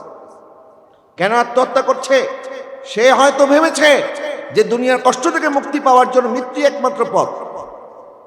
মৃত্যুর পর আরেকটা জগৎ আছে, এটা সে ভুলেই যায়। নবীজি সাল্লাল্লাহু আলাইহি ওয়াসাল্লাম ইরশাদ করছেন, আত্মহত্যা করা এটা কবিরা গুনাহ। বলেন, আত্মহত্যা এটা কি গুনাহ? কবিরা গুনাহ। তার ঠিকানা জাহান্নাম। এবং আত্মহত্যাকারী ব্যক্তিকে কোনো বুজুর্গ ব্যক্তির জানাজা পড়াইতে পারবে না। আত্মহত্যা যে ব্যক্তি করবে, কোন রকম তার জানাজা পড়িয়ে তাকে কবরস্থ করে দিতে হবে। কারণ আত্মহত্যা এটা এমন গুনাহ, এই দেহের মালিক তো আমি নই, এই দেহের মালিক আল্লাহ। বলেন, এই দেহের মালিক কে? এই দেহের কোনো ক্ষতি করার অধিকার আমার আছে? অনেকে আছে হাতের মধ্যে আরেকজনের জন্য হাতের মধ্যে ছুরি দিয়ে কাটে, হাতের মধ্যে ব্লেড দিয়ে নাম লেখে আরেকজনকে খুশি করার জন্য, দেখো আমি তোমার নাম লিখছি, এরকম করে নিজের ক্ষতি করে। অনেকে আছে না নাই? বলেন, আছে না নাই? আরেকজনকে হয়তো সে পাচ্ছে না, কষ্টে মনের দুঃখে 10টা ঘুমের ট্যাবলেট একসাথে খেয়ে ফেলছে, এরকমও আছে। তো আরেকজনের জন্য নিজের জীবনের ক্ষতি করা যাবে? এই জীবনের মালিক তো আমরা না, এই জীবনের মালিক কে? এই হায়াতের মালিক কে? আল্লাহ পাক হচ্ছেন মালিক। এখন বাংলাদেশের মধ্যে যারা আত্মহত্যা করে, তারা মনে করতেছে যে মনে হয় আমি যদি মরে যাই তাহলে বেঁচে যাব। মরে গিয়ে তো বাঁচতে পারবেন না। কবরের হিসাব আছে না নাই? হাসরের হিসাব আছে না নাই? আখিরাতের বিচার আছে না নাই? আছে। আল্লাহ পাক ইরশাদ করছেন, সুম্মা লা ইয়ামুতু ফিহা ওয়া লা ইয়াহইয়া। তাদেরকে আল্লাহ পাক এমন আযাব দিবেন, তারা বাঁচতেও পারবে না, তারা মরতেও পারবে না, মরার আকুতি করবে, আল্লাহর কাছে দৈনিক বারবার দোয়া করবে, আল্লাহ এই আযাব থেকে রক্ষা করার জন্য আমাদেরকে মৃত্যু দিয়ে দাও, মৃত্যু দিয়ে দাও। আল্লাহ পাক এমন আযাব তাদেরকে দিবে, তাদের শরীর একবার পুরো কয়লা হয়ে যাবে। আল্লাহ পাক আবার বলবে, তার শরীরের মধ্যে যে চামড়া পুড়ে গেছে, এই পুরাতন চামড়ার উপরে নতুন চামড়া পরাইয়া দাও। জাহান্নামীকে প্রত্যেক দিন 70 বার নতুন নতুন চামড়া পরানো হবে। আর এক একটা চামড়া হবে, এই যে আমাদের হাতের চামড়া, এটা তো 1 ইঞ্চিও না। আর জাহান্নামের চামড়া হবে এক একজনের 70 গজ মোটা। কয় গজ মোটা? জাহান্নামীদের শরীরের চামড়া হবে 70 গজ মোটা। আর সেই 70 গজ মোটা চামড়া পুড়ে যাবে। চামড়া গলে গিয়ে যখন সমস্ত চামড়া একেবারে জ্বলে যাবে, আল্লাহ পাক বলে, এই পুরাতন চামড়ার উপরে নতুন চামড়া পরিয়ে দাও। এক একজন জাহান্নামীকে দৈনিক 70 বার করে চামড়া পরিবর্তন করা হবে। জোরে বলেন না নাউজুবিল্লাহ। এমন কঠিন আযাব। মৃত্যুবরণ করার আকুতি থাকবে, মিনতি থাকবে, কিন্তু মৃত্যুবরণ করা যাবে না। তাহলে ওই আযাব থেকে যদি বাঁচতে হয়, আল্লাহ সুবহানাহু ওয়া তাআলা যে আমাদের জন্য দিন দিয়েছেন, এই দিনের নাম ইসলাম। এটা একটা জীবন ব্যবস্থার নাম। বলেন, আমাদের দিন এটা কি? জীবন ব্যবস্থা। এটা কি ব্যবস্থা? জীবন ব্যবস্থা। মানে আমাদের জীবন শুরু থেকে শেষ পর্যন্ত, জন্ম থেকে মৃত্যু পর্যন্ত আমাদেরকে কি করতে হবে, এটা ইসলামের মধ্যে আছে না নাই? বলেন, আছে না নাই? কিন্তু আমরা শুধুমাত্র ওই সন্তান হলে আকিকার সময়, নাম রাখার সময় হুজুরদেরকে দাওয়াত দেই, সন্তান বড় হলে মুসলমানের সময় হুজুরদেরকে দাওয়াত দেই, সন্তান বড় হয়ে বিয়ের সময় হুজুরকে দাওয়াত দেই, আবার যখন জানাজার সময় হয় তখন হুজুরদেরকে দাওয়াত দিই। আমরা মনে করছি এটাই মনে হয় আমাদের ইসলাম। শুধুমাত্র এই জীবনের কয়েকটা ইভেন্টে আমরা ইসলাম পালন করব আর সারা জীবন মন মতো চলবো। এটার নাম ইসলাম না। ইসলাম হচ্ছে গোটা জীবন ব্যবস্থা, কমপ্লিট কোড অফ লাইফ। আপনি কি উপার্জন করবেন, আপনি কি খাবেন, কি খাবেন না, আপনি কিভাবে চলাফেরা করবেন, আপনি কিভাবে কথা বলবেন, এমনকি আপনি কিভাবে পানি পান করবেন, এটার নিয়ম ইসলামের মধ্যে আছে না নাই? আরেকটু জোরে বলেন, আছে না নাই? প্রিয় হাজরিন, তা আমার নবী সাল্লাল্লাহু আলাইহি ওয়াসাল্লাম হচ্ছে আমাদের জন্য আদর্শ নমুনা। লাকাদ কানা লাকুম ফি রাসূলিল্লাহি উসওয়াতুন হাসানা। আর সেই নবীকে যদি আমরা ফলো করতে পারি এবং নবীর হাদিস অনুযায়ী যদি আমরা চলতে পারি, ইমাম আবু দাউদ রাহমাতুল্লাহি আলাইহি বলছেন, আমার নবী লক্ষ লক্ষ হাদিস আছে, লক্ষ লক্ষ হাদিসের মধ্যে কেউ যদি নবীজির 4টি হাদিসের উপরে আমল করে তাহলে তার জীবনের জন্য 4টা হাদিসই যথেষ্ট। সুবহানাল্লাহ বলেন। কয়টা হাদিস যথেষ্ট? 4টা হাদিস। 1 নাম্বার, আমার নবীজি ইরশাদ করছেন, মিন হুসনি ইসলামিল মারই তারকুহু মা লা ইয়ানিহি। মুসলমানদের সৌন্দর্য হচ্ছে মুসলমান অনর্থক কাজ থেকে বিরত থাকবে। কোন কাজ থেকে? অনর্থক। একটু জোরে বলেন না, কোন কাজ? অনর্থক, অর্থাৎ যেই কাজের মধ্যে কোনো ফায়দা নাই। মুসলমান যা করবে, হয় ইবাদত করবে, না হয় মা বাবার খেদমত করবে, না হয় স্ত্রী সন্তানের জন্য উপার্জন করবে, না হয় নিজের পড়াশোনা করবে ভালো একটা পজিশনে যাওয়ার জন্য। অনর্থক সময় নষ্ট করবে কোন মুসলমানের সন্তান, এটা ইসলামের সৌন্দর্য হতে পারে। কিন্তু আজকে দেখেন আমাদের দেশে ঘরে ঘরে বেকার আছে না নাই? শিক্ষিত বেকারও আছে। আর এই বেকাররা, মানুষ যখন বেকার থাকে, একা থাকে, তখন শয়তান বেশি ধোঁকা দেয়। তখন শুরু হয়ে যায় ঘরের মধ্যে অশান্তি। তখন বউর সাথে কথায় কথায় ঝগড়া, বাপ মার সাথে কথায় কথায় ঝগড়া, এলাকার একটা ছোট্ট একটা বিষয় নিয়ে তুমুল বিতর্ক শুরু করে দেয়। অনর্থক। কেন? তার তো কোনো কাজ নাই। যখন কেউ অবসর থাকে তখন তার মাথার উপরে শয়তান ভর করে। এই জন্য বেকার থাকা যাবে না। আমাদের দেশের মধ্যে কাজের অভাব নাই, কিন্তু আমরা কাজ করতে লজ্জা পাই। অথচ আমাদের দেশের ভাইয়েরা যখন বিদেশে যায় তখন তারা রাস্তা পরিষ্কার করতেছে, বাগান সাফ করতেছে, গাড়ির ড্রাইভিং করতেছে, গাড়ি পরিষ্কার করতেছে। এটা তার কষ্ট মনে হয় না, কিন্তু দেশের মধ্যে তাকে এই কাজ করতে বলে এগুলো আমার দিয়ে হবে না। ঠিক কিনা বলেন না? আমাদের অনেক প্রবাসী ভাইয়েরা প্রবাসে কষ্ট করতেছে না, যে এই কষ্টের কাজগুলি যদি তারা বাংলাদেশে করত, কিন্তু করে না কেন? বলে মানুষ কি বলবে।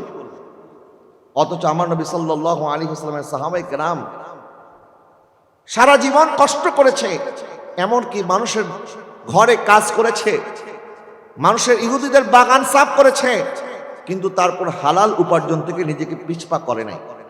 আর আমরা বলি আমরা হালাল উপার্জন করে কষ্ট করতে পারবো না, হারামে তাড়াতাড়ি বড়লোক হয়ে যাব। মনে রাখবেন, হারামে কখনো আরাম নাই। বলেন, হারামে কখনো আরাম। আপনাকে হয়তো বলবে, ভাই আপনাকে আমি 1 লক্ষ টাকা দেব, আপনি খালি আমার এই ইয়াবা ট্যাবলেটগুলি নতুন ব্রিজ পার করে দিবেন। এরকম অনেকে আছে না, বলে যে আপনার কোনো কষ্ট নাই, কারণ এখানে পুলিশ আছে, তো আমাকে দেখলে ধরে ফেলবে। আপনি ভালো মানুষ, আপনাকে বুঝবে না, আপনি খালি ব্রিজটা পার করে দিবেন। আপনাকে কয় লাখ টাকা দেব? 1 লাখ টাকা দেব। আপনি 1 লাখ টাকা ফাঁদে পড়ে গেলেন, কিন্তু আপনি একটা হারাম কাজ করলেন। এই 1 লাখ টাকা দিয়ে আপনি জুব্বা কিনেন, পাগড়ি কিনেন, টুপি কিনেন, আর যত বড়ই আপনি আল্লামা সাজেন না কেন, আপনার ইবাদত আল্লাহর দরবারে কবুল হবে না। কারণ ইবাদত কবুল হওয়ার পূর্ব শর্ত হচ্ছে হালাল উপার্জন করা। কথা বলেন না, ঠিক না? এটা যদি কষ্ট হয়, কষ্ট করে উপার্জন করেন, মাটি কাটেন, ঠেলা গাড়ি ঠেলেন, আপনি নদীতে মাছ ধরার জন্য চলে যান।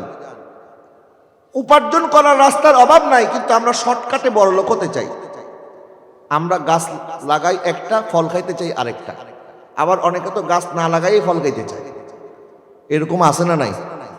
পেয়ারা হাজরিন, আমার নবীজিও ব্যবসা করেছেন। নবীজি সাল্লাল্লাহু আলাইহি ওয়াসাল্লাম ছোটবেলায় মেষ পালন করেছেন, মেষ চড়িয়েছেন। আমার কামলিওয়ালা সাল্লাল্লাহু আলাইহি ওয়াসাল্লাম মেষ পালন করে আমাদেরকে বুঝিয়েছেন, তোমরা নিজের হাতে কামাই করো, নিজের হাতে কামাই করলে আমার আল্লাহ বেশি খুশি হয়। সুবহানাল্লাহ বলেন না? মানুষের দান সৎকার অপেক্ষায় না থেকে মানুষ একটা দিবে। নবীজি বলেছেন, নেওয়ার হাতের চাইতে দেওয়ার হাত আল্লাহর কাছে বেশি পছন্দ। যেই হাত নেয় এই হাতের চাইতে যেই হাত দান করে এই হাত আল্লাহর কাছে কি বেশি পছন্দ। তো এই জন্য আরেকজন থেকে নেওয়ার আশায় থাকবেন না, চেষ্টা করবেন যেন নিজে কামাই করতে পারেন, আরেকজনকে খাওয়াইতে পারেন। তা আমাদের দেশের মধ্যে কাজের অভাব নাই, কিন্তু আমরা অনর্থক সময় নষ্ট করি। নবীজি ইরশাদ করেছেন, মিন হুসনি ইসলামিল মারই তারকুহু মা লা ইয়ানিহি। ইসলামের সৌন্দর্য হচ্ছে মুসলমান কখনো অনর্থক কাজ করতে পারে।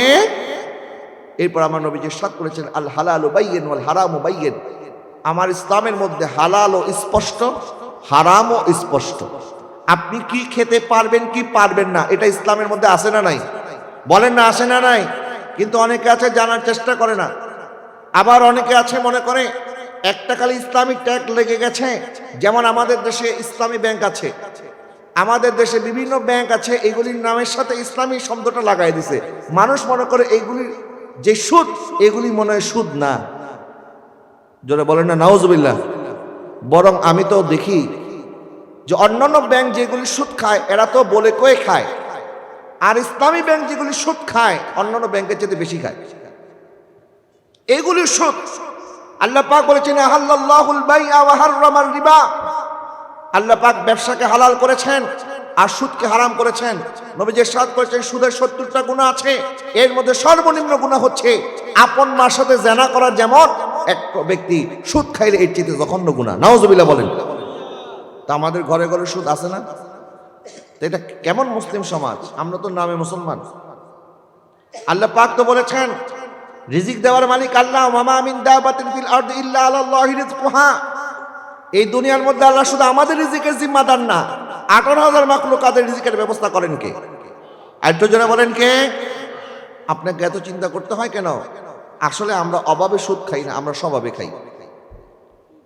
আমরা অভাবের কারণে ঋণ গ্রহণ করার জন্য ব্যাংকের কাছে যাই না, ঋণ গ্রহণ করার জন্য মানুষের কাছে হাত পাতি না, বরং আমরা একটু ভালো থাকার জন্য, মানুষকে দেখানোর জন্য আমার একটা দামি ফ্রিজ আছে, আমার ঘরের মধ্যে বড় একটা এলইডি টিভি আছে, আমার হাতের মধ্যে আইফোন আছে, আমার কাছে একটা বাইক আছে।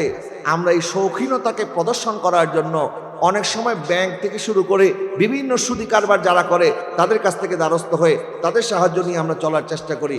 আসলে এটা অভাবের দোষ না স্বভাবের দোষ? বলে না কিসের দোষ? স্বভাবের কারণে আমরা হারাম কাজ করছি। আমাদের ব্যাংকগুলি যেগুলিকে আমরা ইসলামী ব্যাংক মনে করছি, আমি তো তাদের সাথে অনেক কথা বলি, সমস্ত বিষয় নিয়ে জানার চেষ্টা করি, বোঝার চেষ্টা করি আসলে ইসলামী ব্যাংকের মধ্যে আপনারা যে লেনদেন করেন এগুলি কি শরীয়ত সম্মত হয় কিনা। আমি দেখলাম বাংলাদেশ ব্যাংক যেটা, এটা তো ইসলামী ব্যাংক না। আর বাংলাদেশ ব্যাংকের থেকে টাকা নেওয়া ছাড়া বাংলাদেশে কোনো ব্যাংক চলতে পারবে? বাংলাদেশের ব্যাংক থেকে যখন টাকা নেবে, টাকা ফেরত দেওয়ার সময় সুদ সহকারে ফেরত দিতে হবে কিনা? তো এখন বাংলাদেশ ব্যাংক যদি সুদের মাধ্যমে চলে, পরিচালিত হয়, তো এই দেশের অন্যান্য বাদবাকি ব্যাংক সুদ ছাড়া কেমনে চলবে?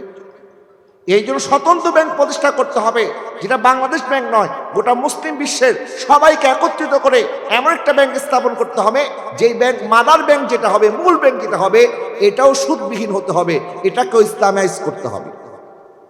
কিন্তু আজকে দেখেন আমরা ইসলামের নাম শুনলেই আমরা দৌড় মারি, মনে করি এটা মনে হয় ইসলামের লেবেল লাগাই দিছে, এটা মনে হয় জায়েজ হয়ে গেছে। আল্লাহ পাক হালালকেও নির্দিষ্ট করে দিয়েছেন, হারামকেও নির্দিষ্ট করে দিয়েছেন। আল হালালু বাইয়িন ওয়াল হারামু বাইয়িন। আমার নবী ইরশাদ করেছেন আমার উম্মতের জন্য আল্লাহ হালাল কিছু যা স্পষ্ট করেছেন, যেটা হারাম সেটাও স্পষ্ট করে দিয়েছেন। কিন্তু আমরা অনেকে হালাল কোনটা হারাম কোনটা এটা ফরক করতে চাই না। নাউজুবিল্লাহ বলেন না। কিছুদিন পর আমাদের দেশে দেখবেন, এখনই তো মনে হয় বিপিএল নামে একটি টুর্নামেন্ট চলতেছে না?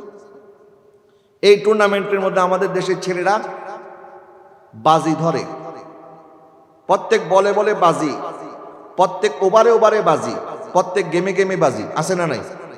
আচ্ছা, বাজি এটাকে কি বলা হয় জানেন? এটাকে বলা হয় জুয়া। বলেন বাজিকে কি বলা হয়? কষ্ট হচ্ছে আপনাদের? বলে হুজুর এগুলি না বললে হয় না নাকি? মনে হয় অনেকের ঘাড়ের উপরে পড়তেছে এরকম। ভাইরা আমার, আল্লাহ পাক ইরশাদ করছেন ইন্নামাল খামরু ওয়াল মাইসিরু ওয়াল আনসাবু ওয়াল আজলামু রিজজুম মিন আমালি শাইতান। নিশ্চয় মদ পান করা, জুয়া খেলা, প্রতিমা স্থাপন করা, ভাগ্য গণনা করা, এগুলি হচ্ছে শয়তানের কাজ। বলে না কাদের কাজ? শয়তানের কাজ। এক তো আপনি অনর্থক সময় নষ্ট করতেছেন ক্রিকেট খেলা দেখে, এক তো আপনি খেলাধুলার কারণে সময় নষ্ট করছেন, আবার এখানে লাগাইছেন জুয়া। এখন হারাম কি একটা হয়েছে না দুইটা হয়েছে? ডবল হারাম করতেছেন। আবার মনে করতেছেন সামনে শবে বরাত আসলে এমন দোয়া করবো আল্লাহ মাফ না করে যাইব কই। তো যারা গুনাহ করার সময় খেয়াল করে যে আমি সামনে তওবা করে নেব, এখন যেটা আপনার মনের মধ্যে খেয়াল আছে, এই খেয়ালও আল্লাহ আপনার থেকে ছিনিয়ে নিতে পারে। তওবা করার জন্য নসিবের দরকার। আপনার নসিবে তওবা আছে কিনা আপনি জানেন না। জানেন কে? আপনি তো বারবার মনে করতেছেন আমি আগে গুনাহটা করে ফেলি, আগে আনন্দটা নিয়ে নেই, মজাটা আগে লুটে নেই, এরপরে দেখা যাবে কালকে কি হওয়ার হবে। আমার নবী সাল্লাল্লাহু আলাইহি ওয়াসাল্লাম ইরশাদ করছেন যারা তাজা তাজা তওবা করবে, অর্থাৎ গুনাহ হওয়ার সাথে সাথে যারা তওবা করবে, আল্লাহ পাক তাদেরকে এমন ভাবে ক্ষমা করবেন মনে হবে সে কোনো গুনাহই করে নাই। জোরে বলেন না সুবহানাল্লাহ। কিন্তু কিছু মানুষ এমন আছে গুনাহ করতে করতে গুনাহটা তার অন্তরের মধ্যে এমনভাবে গেঁথে বসে যায়, তার কাছে গুনাহ করাটা এমন সহজ মনে হয়। আব্দুল ইবনে মাসউদ রাদিয়াল্লাহু তাআলা বলছেন মুনাফিক যারা, তাদের কাছে গুনাহ করাটা এত সহজ, শরীরের মধ্যে মাছি বসতে মাছিকে তাড়ায় দেওয়া যত সহজ, এটাকে যেমন সামান্য বিষয় মনে করে, সেই গুনাহকে এমন সামান্য বিষয় মনে করে। এটা হচ্ছে মুনাফিকের আলামত। তো এরকম করে আমাদের সমাজের মধ্যে হিসাব করতে গেলে মুনাফিকের সংখ্যাই বেশি হবে। কারণ অধিকাংশ মানুষ গুনাহ করার পর আল্লাহকে ভয় করে না।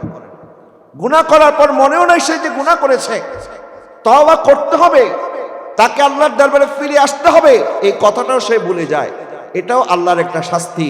আল্লাহ পাক ইরশাদ করছেন, ইয়া আইয়ুহাল্লাযীনা আমানু তাকুল্লাহা ওয়াল তানজুর নাফসুম মা কদ্দামাত লিগাদ। এরপর আয়াত আল্লাহ পাক ইরশাদ করছেন, ওয়ালা তাকুনু কাল্লাযীনা নাসুল্লাহ ফাআনসাহুম আনফুসাহুম। যদি তুমি আমাকে ভুলে যাও, তখন আমি তোমাকে ভুলাইয়া দিব। অর্থাৎ আল্লাহ পাক আমাদেরকে কবরের কথা ভুলিয়ে দিবেন, হাসরের কথা ভুলিয়ে দিবেন, জাহান্নামের আযাবের ভয় আল্লাহ পাক আমাদের অন্তর থেকে কেড়ে নেবেন। আল্লাহ পাক আমাদেরকে তওবা করার মহলত দিবেন না, তওবার কথাও আল্লাহ ভুলাইয়ে দিবেন। জোরে বলেন না নাউজুবিল্লাহ।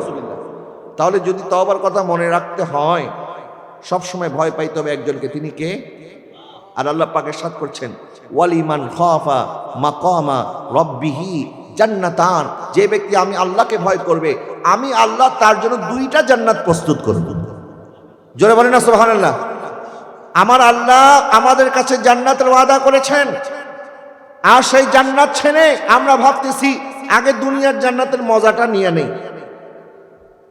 আপনি দুনিয়ার জান্নাতের চিন্তা করছেন, দুনিয়া তো কাফেরদের জন্য জান্নাত। আর আমাদেরকে পদে পদে পরীক্ষা দিতে হবে, হালাল হারাম বেঁচে চলতে হবে। আমার মা বোনরা চাইলেই ভারতের হিন্দু নায়িকাদের মতো বেপর্দা চলতে পারবে না, কারণ তারা তো হিন্দু, তারা তো বিধর্মী, তাদের জন্য শরীয়ত নাই। আমাদের নারীদের জন্য শরীয়ত আছে না নাই? মুসলমান রমণীদের জন্য শরীয়ত আছে না নাই? মুসলমান যুবকরা চাইলেই একটা বেগানা নারীর দিকে তাকাইতে পারবে না, কারণ মুসলমান যুবকদেরকে আমার আল্লাহ নিষেধ করেছেন, তোমরা তোমার নজরকে হেফাজত করো। নারীরা পর্দা করবে বোরকা পরার মাধ্যমে, কাপড় চোপড় দিয়ে নিজের শরীর ঢেকে রাখার মাধ্যমে, আর পুরুষকে পর্দা করতে হবে নজরের হেফাজতের মাধ্যমে। কথা বলে না ঠিক কিনা? তাই ইসলামের মধ্যে হালালও স্পষ্ট, হারামও কি স্পষ্ট। এখানে কোনো তৃতীয় জিনিস নাই যে আমি একটু দেখি না, ওই যে ক্লাবে গিয়ে তো আমি আর মদ খাই নাই, আমি তো একটু ইয়াবা ট্যাবলেট না খাইছি, আমি না হয় একটু গাঁজা খাইছি, আমি তো ক্লাবে গিয়ে মদ খেয়ে মাতাল হই নাই। অথচ আমাদের সমাজের মধ্যে দেখেন, এই যে পরিবারের মধ্যে একটা মাতাল ছেলে আছে, ওই পরিবারটা জানে এই ঘরটাকে তারা নরক বানিয়ে দিয়েছে। একটা মাতাল ছেলে নেশার টাকার জন্য মা বাবার শরীরের মধ্যে আঘাত করে, স্ত্রীকে আঘাত করে, ঘর থেকে বের করে দেয়। অনেক সময় মাতাল অবস্থায় তো স্ত্রীকে তালাকও বলে দেয়। যখন হুশ আসে তখন বলে, আরে আমি তো এমনি কইছি। এখন শরীয়তের ফয়সালা কি? যখন আপনি তালাক বলে দিয়েছেন, বিয়ে করার জন্য সাক্ষী শর্ত, বিয়ে করার জন্য সাক্ষী রকম, সাক্ষী ছাড়া বিয়ে হয় না। কিন্তু তালাক দেওয়ার জন্য সাক্ষীর দরকার নাই, তালাক এমনি মুখে তালাক বলে তালাক হয়ে যায়। কিন্তু অনেকে তালাকের মাসালা জানেও না, রাগের মাথায় স্ত্রীকে তালাক দেয়। এরপর আমাদেরকে জিজ্ঞাসা করে, হুজুর আমি তো রাগের মাথায় দিছি, তালাক হয়েছে নি, তো রাগের মাথায় খুন করলে কি খুন হয় না? আচ্ছা, আপনারা কোন দেখছেন মানুষ হাসতে হাসতে তালাক দেয়? মানুষ তো রাগের মাথায় দেয়। হাসতে হাসতে কেউ তালাক দেয়, আবার হাসতে হাসতে তালাক, রাগের মাথায় তালাক দিয়ে বলে, হুজুর আমি তো রাগের মাথায় দিছি। তারা মাসালা জানেও না। একজন স্ত্রীকে তালাক দেওয়ার পর আবার ওই স্ত্রীর সাথে সংসার করে, জানায় বেবিচারে লিপ্ত হয়। জোরে বলেন না নাউজুবিল্লাহ। সমাজের মধ্যে এরকম আছে না নাই? অহরহর আছে, অহরহর চলতেছে আমাদের সমাজের মধ্যে। কয়েকদিন আগে দেখলাম এক জায়গার মধ্যে পরকীয়ায় ধরা পড়ে গেছে একটা নারী, একটা পুরুষ। এই মহিলাটা এখন আরেকজনের বৈধ স্ত্রী, কিন্তু পরকীয়া করতে গিয়ে ধরা পড়েছে। এখন সালিশে যারা বসেছে তারা বলতেছে, এই পুরুষের সাথে এই মেয়েকে বিয়ে দিয়ে দাও, এটাই হচ্ছে তার শাস্তি। ওই মজলিসের মধ্যে ওই মহিলাকে বিয়ে দিয়ে দিয়েছে। এই বিয়েটা কি হয়েছে? কিভাবে হবে? সে যখন আরেকজনের স্ত্রী, ওই ব্যক্তি যতক্ষণ তাকে তালাক না দিবে এবং সেই মহিলা যতক্ষণ পর্যন্ত সে ইদ্যত পালন না করবে, ততক্ষণ পর্যন্ত সে আরেকজন পুরুষকে বিয়ে করতে পারবে। আমাদের সমাজের মধ্যে বিচারের নামেও অনিসলামিক কাজ চলতেছে। এক তো তারা পরকীয়া করে অনিসলামিক কাজ করেছে, আর বিচারের সিদ্ধান্ত যেটা, এটা অনিসলামিক। কারণ এই দেশে তো ইসলাম আমরা নামে আছি, কাজে নাই। না আমাদের যারা বিচারক আছে তারা ইসলাম জানে, না সাধারণ মানুষ যারা আছে তারা ইসলাম জানে। আমরা তো হুজুরদের কাছে যাই শুধুমাত্র জানাজার নামাজের সময় হলে, মৃতকে কাফন দাফন দেওয়ার জন্য মাসালা জিজ্ঞাসা করার জন্য হুজুর লাগে না তো। এখন তো চায়ের আড্ডার মধ্যে বসে বসে অনেকে ফতোয়াবাজি করে, এরকম আছে না নাই বলেন না? আচ্ছা, তা আমি বলছিলাম আমার নবী ইরশাদ করছেন আল হালালু বাইয়িন ওয়াল হারামু বাইয়িন। আমার ইসলামের মধ্যে হালাল স্পষ্ট, হারাম স্পষ্ট। আমাদেরকে হালাল জানতে হবে, হারাম থেকে বাঁচতে হবে। আল্লাহ পাক যেন তৌফিক দান করে, সবাই বলেন আমিন। 3 নাম্বার আমার নবীর হাদিস, আমার নবী যে ইরশাদ করেছেন ইন্নামাল আ'মালু বিন্নিয়াত, প্রত্যেকটা কাজ তার নিয়তের উপর নির্ভর করে। এবং আমরা যা করব আমাদের নিয়ত থাকতে হবে আল্লাহর সন্তুষ্টি, আল্লাহকে খুশি করা। ইন্না সলাতি ওয়া নুসুকি ওয়া মাহইয়ায়া ওয়া মামাতি লিল্লাহি রাব্বিল আলামিন। আর কেউ যদি দুনিয়াকে খুশি করার জন্য করে তাহলে এই আমল তো কবুল হবে না, এটা জাহান্নামে যাওয়ার কারণ হবে। নবীজি সাল্লাল্লাহু আলাইহি ওয়াসাল্লাম ইরশাদ করছেন ইন্নী লা আখশা আলাইকুম আন তুশরিকু বাদি, আমি তোমাদেরকে নিয়ে ভয় করি না আমার উম্মত কখনো মূর্তি পূজা করবে, আমার উম্মত কখনো শিরিক করবে। তবে হ্যাঁ, আমি ভয় করি আমার উম্মত একটা ছোট শিরিকে লিপ্ত হবে। আমার উম্মত বড় শিরিক করবে না, আমার উম্মত ছোট শিরিক করবে। সাহাবায়ে কেরাম জিজ্ঞাসা করলেন ইয়া রাসূলুল্লাহ, হুজুর ছোট শিরিক এটা কি জিনিস? আমার নবী সাল্লাল্লাহু আলাইহি ওয়াসাল্লাম বলছেন ছোট শিরিক হচ্ছে লোক দেখানো ইবাদত, রিয়া। বলেন এটার নাম কি? রিয়া। কিয়ামতের ময়দানে আল্লাহ পাক রিয়াকারীদেরকে বলবেন দুনিয়াতে তো নামাজ পড়েছো, রোজা রেখেছো, দান সদকা করেছো, কিন্তু একটাও তো আমাকে রাজি করার জন্য করো নাই, দুনিয়ার মানুষকে দেখানোর জন্য করেছিলা। তাহলে দুনিয়াতে যাকে খুশি করার জন্য করছো তাকে বলো সওয়াবটা দেওয়ার জন্য। সে কি দিতে পারবে? ক্ষমতা আছে? নাই। নবীজি সাল্লাল্লাহু আলাইহি ওয়াসাল্লাম ইরশাদ করছেন আমি তোমাদেরকে নিয়ে ভয় করি না, তবে একটা জিনিস আমি তোমাদেরকে নিয়ে ভয় করি, আমি তোমাদেরকে ওয়াহান সম্পর্কে ভয় করি। সাহাবায়ে কেরাম জিজ্ঞাসা করলেন ওয়ামাল ওয়াহান ইয়া রাসূলুল্লাহ, হুজুর ওয়াহানটা কি জিনিস? নবীজি সাল্লাল্লাহু আলাইহি ওয়াসাল্লাম ইরশাদ করলেন হুব্বুদ দুনিয়া ওয়া কারাহাতুল মাউত, ওয়াহান হচ্ছে দুনিয়ার প্রেমে আত্মহারা হয়ে যাওয়া আর মৃত্যুকে ভুলে যাওয়া। আমরা মৃত্যুকে অপছন্দ করি। দেখবেন মৃত্যুর কথা বললে মানুষ ভয় পেয়ে যায়, অথচ ভয় পাওয়ার কথা আল্লাহকে। মৃত্যুকে ভয় পাওয়ার কথা না, ভয় পাওয়ার কথা কাকে? আল্লাহকে। আর মৃত্যুকে ভয় পায় মনে করেন আমি যদি মরে যাই, আমার জীবনে এখনো তো যৌবন বাকি আছে, এখনো তো অনেক শখ আহ্লাদ পূরণ করা বাকি আছে। মানুষ মৃত্যুকে ভয় পায়, অথচ ভয় পাওয়ার কথা কাকে? আল্লাহকে। আমার নবী ইরশাদ করছেন আমার উম্মত তারা শিরিক করবে না, কিন্তু তারা দুনিয়াকে ভালোবাসবে, আখিরাতকে অপছন্দ করবে, মৃত্যুকে অপছন্দ করবে। আর আপনি দুনিয়াকে ভালোবাসলেন, এই দুনিয়া আপনার সাথে যাবে না, মৃত্যুবরণ করতেই হবে। তার মৃত্যু যখন আমাদের জন্য নিশ্চিত, আমাদেরকে এমনভাবে জীবন গঠন করতে হবে যেন মৃত্যু পরবর্তী জিন্দেগি, মৃত্যু পরবর্তী হায়াত, মৃত্যু পরবর্তী জীবন এটা যেন সুন্দর হয়। কথা বলে না ঠিক কিনা? আমাদের দেশের অনেক প্রবাসী আছে বিদেশে। আমি দুবাইতে যখন গিয়েছি দেখলাম আমার ভাইরা এক একটা রুমে একজন, দুইজন না, 10 জন, 12 জন, 15 জন করে এক একটা রুমে থাকে। এক একটা রুমে একদম 8-60 হয়ে সেখানে থাকে, ছোট্ট একটা কোনো রকম একটু শোয়ার জায়গা। কারণ সারাদিন তো কাজ করে, রাত্রেবেলা ঘরে এসে খালি ইমুতে অথবা আপনাদের সাথে হয়তো বোটিমে বা বিভিন্ন অ্যাপসের মাধ্যমে দেশে একটু কথাবার্তা বলে আবার ঘুমিয়ে যায়, সকালে কাজে চলে যায়। তা আমি তাদের এই অবস্থা দেখে আমি জিজ্ঞাসা করলাম ভাই আপনারা যে দেশের মধ্যে বাড়িঘর করেন এগুলো তো অনেক বড় বড়, অথচ সেখানে থাকেন না, থাকেন এখানে, আর এখানে এত কষ্ট করে থাকেন কেন? বলে আরব আমিরাতে আমরা থাকি কারণ এই দেশে তো আমাদেরকে পাসপোর্ট দিবে না, এই দেশে আমাদেরকে নাগরিকত্ব দিবে না, আমরা এই দেশে খরচ কেন করব? কারণ এখানে তো আমি রাখতে পারবো না, এই জন্য টাকা পয়সা কামাই করি এই দেশে পাঠিয়ে দিই বাংলাদেশ। এখন তারা যেরকম কামাই করে ওই দেশে কষ্ট করে, কিন্তু নিজেরা ভোগ করে না, নিজের পরিবার হয়তো ভোগ করতেছে দেশের মধ্যে। আর বৃদ্ধ বয়সে যখন তিনি প্রবাস থেকে দেশে আসবে, এমনও অনেক আমরা প্রবাসী জীবন দেখেছি যে শেষ ফ্লাইটে যখন তার আসার কথা সে আসে নাই, তার জানাজা এসেছে। এরকম হয় কি হয় না বলেন না? হয়। তা এখন সারা জীবন কষ্ট করেছে ওই পারে, এই পারে সুখ করার জন্য, কিন্তু পারে নাই। তা আমাদের সুখ করা তো দুনিয়াতে নয়, আমাদের সুখ হবে আখিরাতে। বলেন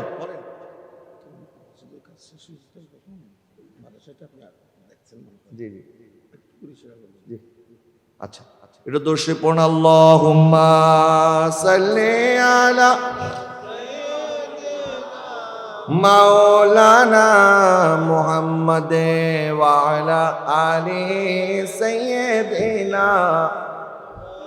ইরশাদ করছেন কাল্লা লাউ তাআলামুনা ইলমাল ইয়াকিন লা তারাউন্নাল জাহিম সুম্মা লা তারাউন্নাহা আইনাল ইয়াকিন, অতঃপর তোমাদের ইয়াকিন হয়ে যাবে।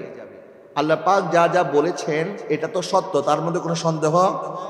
জাহান্নামের আযাব সত্য, তার মধ্যে সন্দেহ আছে? কিয়ামতের ময়দানে মানুষ যখন কিয়ামতের ভয়াবহতা দেখবে, আল্লাহ পাক তখন ফেরেশতাদেরকে আদেশ করবেন, তোমরা ফেরেশতারা জাহান্নামকে টেনে টেনে হাসরের ময়দানে উপস্থিত করো। 70,000 ফেরেশতা আগুনের শিকল টেনে টেনে জাহান্নামকে যখন হাসরের ময়দানে উপস্থিত করার নিয়ে আসবে, জাহান্নামের আগুনের লেলিহান শিখা তারা যখন সেটা তাপ অনুভব করবে, তখন মানুষের মধ্যে এমন অবস্থা হবে, মানুষ বলবে, আল্লাহ আমাদেরকে প্রয়োজনে জাহান্নামে দিয়ে দাও, তারপরও আমাদের হিসাবটা তাড়াতাড়ি শুরু করো। হাসরের ময়দানে এই কষ্ট আমাদের আর সহ্য হচ্ছে না। তো হাসরের ময়দানে যদি এমন কষ্ট হয়, যাদেরকে জাহান্নামে নিক্ষেপ করা হবে তাদের কি অবস্থা হবে? নবীজি সাল্লাল্লাহু আলাইহি ওয়াসাল্লামকে জিবরিল আলাইহিস সালাম বললেন, ইয়া রাসূলুল্লাহ, আমি কি জাহান্নামের সর্বনিম্ন আযাব সম্পর্কে বলবো? আমার নবী বলছেন, বলো। নবীজিকে জিবরিল আলাইহিস সালাম বলছেন, জাহান্নামীদের সর্বনিম্ন আযাব হবে তার পায়ের মধ্যে আগুনের জুতা পরায় দিবে। জোরে বলেন না নাউজুবিল্লাহ। আর সেই জুতা যখন পায়ে পরাবে, এটার আযাব আর মাথায় আসতে দেরি হবে? দেরি হবে না। মাথার সমস্ত মগজগুলি একদম গলে যাবে, নাক থেকে, মুখ থেকে, জিহ্বা থেকে এই মগজগুলি গলে গলে পড়তে থাকবে। তো এমন কঠিন আযাব থেকে যদি রক্ষা পেতে হয়, আমার নবীর দিন অনুযায়ী আমাদের চলার দরকার আছে না নাই? আরেকটু জোরে বলেন, আছে না নাই?